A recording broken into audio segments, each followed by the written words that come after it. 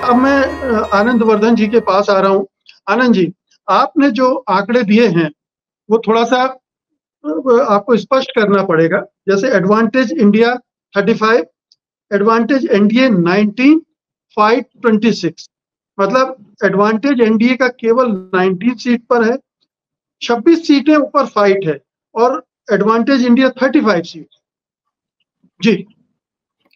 नहीं, देखिए ऐसा है कि मैं इसलिए इसको कहा, एक तो पहले बीजेपी और एनडीए एक ही, मतलब मैं उसको बीजेपी या एनडीए से उसको इंटरचेंज होता है, वो गड़बड़ होता है, तो उसको एनडीए मान लीजिए या बीजेपी मान लीजिए, मैं उसको एक ही मान के चल रहा हूँ। जो मैं कह रहा हूँ कि जब मैं एडवांटेज बोल रहा हूँ, अब आप उसको सीट में कन्वर्ट कर लिया, आता ही है तो उसको सीट बोल लीजिए। लेकिन मेरा निश्चित मान्यता है कि इंडिया गठबंधन की 35 सीट आज की तारीख में, और अगर आप जब भी चाहेंगे मैं उस सीट के नाम के साथ बोल सकता हूँ। मतलब मैं उन सीटों को ऐसे नहीं बोल रहा हूँ। मैं एक-एक फेज़ की नाम के साथ सीट बता सकता हूँ कि ये 35 सीट हैं, जहाँ पे इंडिया गठबंधन की एडवांटेज, अब जीत बोल लीजिए उसको, आप सीट बोल लीजिए।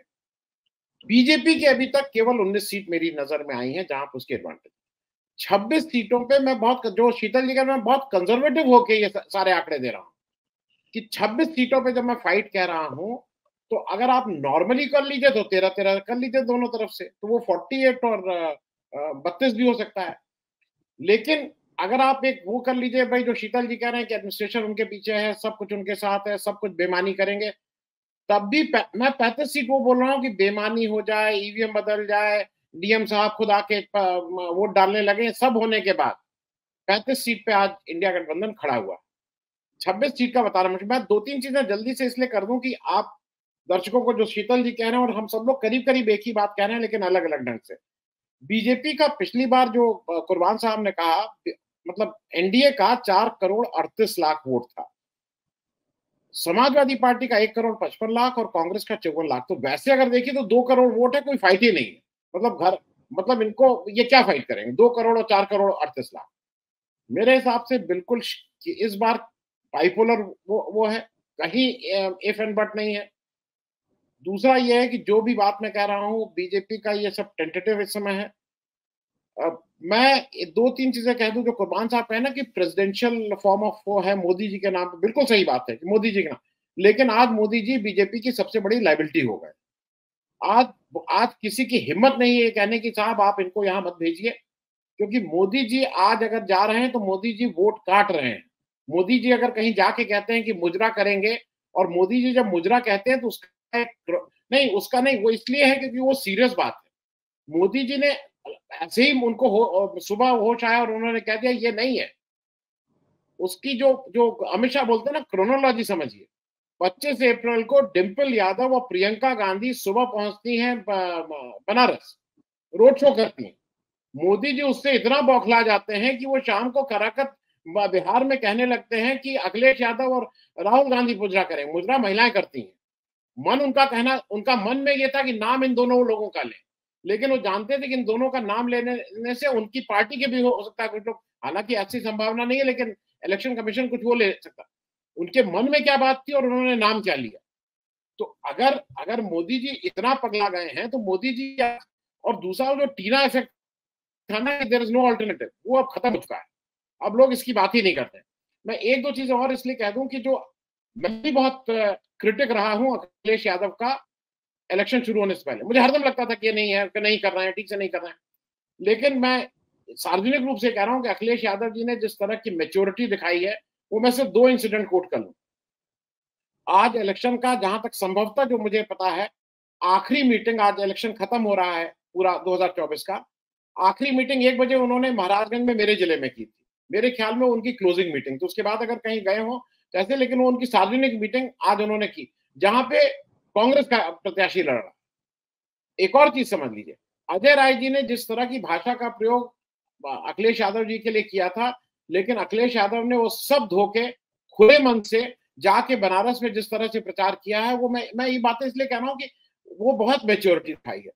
अखिलेश यादव ने दूसरा जो काम किया है कि उनका सीट डिस्ट्रीब्यूट, जो इस बार टिकट बांटे हैं, 5 यादव को बांटे हैं जो केवल उनके घर के हैं।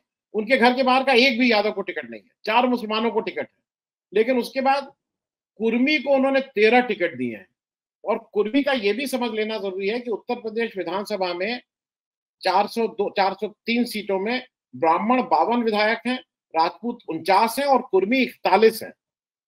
मैं ये बात इसलिए कह रहा हूँ, कुर्मियों का एक डिसाइसिव वोट है। तो उन्होंने जो दलित वाला तो ठीक है, मान लीजिए आरक्षण, मैं उन सब चीजों को रिपीट नहीं कर रहा हूँ कि आरक्षण के मामला आ गया है, दलित आ रहे हैं, मेजोरिटी दलित आ रहे हैं, उस पर बात हो सकती है। कुर्मी में एक बड़ी भारी सेंध लगाई है। एक और बात जो हम लोग शायद कुर्बान साहब कह रहे थे कि पहले और दूसरे फेज में, पहले फेज में ये याद रखिएगा कि पिछली बार जब इलेक्शन हुआ था तो उसमें से 10 में से जो पहले फेज का इलेक्शन था 8, उसमें से 2 ही सीट, अगर मैं गलत नहीं हूं, 2 सीट शायद बीजेपी के पास थी, 2 या 1, बाकी सारी बीएसपी और सपा के पास थी। मेरा अभी भी ये कहना है कि फर्स्ट फेज के इलेक्शन में सहारनपुर, कैराना, मुजफ्फरनगर, मुरादाबाद, रामपुर, पीलीभीत, बिजनौर, नगीना में अभी भी 6 सीट पे इंडिया गठबंधन को मिलेगी ही मिलेगी। उसका एक कारण और समझ लीजिए, जो मेरी सूचना, जिन लोगों से मैंने संपर्क किया है, पीलीभीत को छोड़ के, पीलीभीत में 27% है, 40 से 51% मुस्लिम वोट हैं। अगर इंडिया गठबंधन आज अपना शुरू करता है, जैसे मायावती जी के लिए होता था कि बीएसपी की काउंट शुरू होती है 22% वोट से, आज इंडिया गठबंधन इन 7 सीटों पे 40% से अपना खाता खोल रहा है।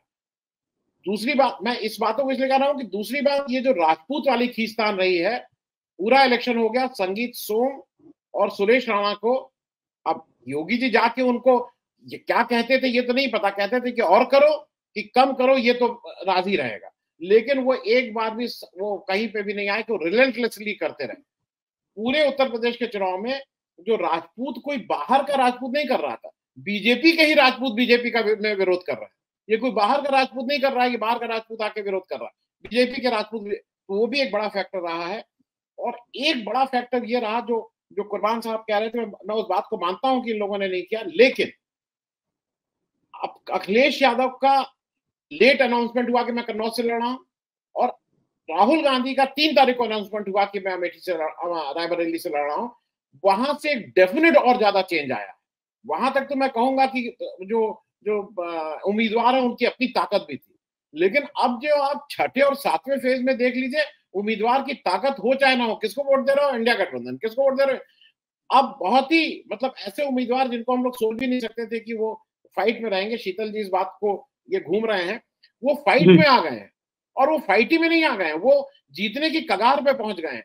तो मुझे ऐसा लगता है कि वो एक टर्निंग पॉइंट वो भी रहा जब लेट रायबरेली और अमेठी का हुआ, और राहुल गांधी अमेठी से नहीं लड़े, तो वहां से भी मुझे लगता है कि वो एक बहुत गेम चेंज हुआ है।